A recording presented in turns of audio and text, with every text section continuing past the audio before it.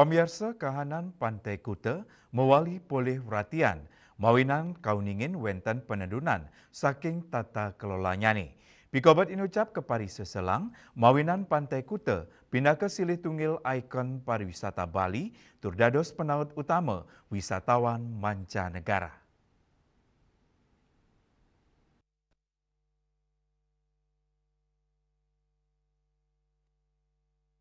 Asapuniki kahanan ring Pantai Kuta, anotin seselering lapangan, ring tanggal 6 April nilintang, kepangge ake lu meruput carang kayu ring pesisine, lianan punika, abrasi taler kepangge ring genah irika.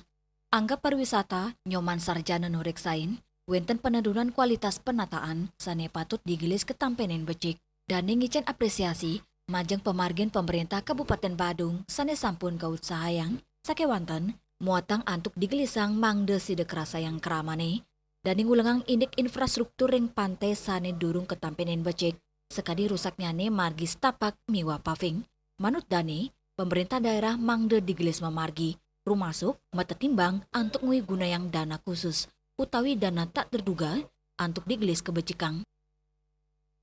Penataan Pantai Kuta yang sekarang saya berterima kasih sebenarnya sama Bupati Badung karena sudah mulai dilakukan penataan. Cuman perlu cepat ya, aksi cepat ya.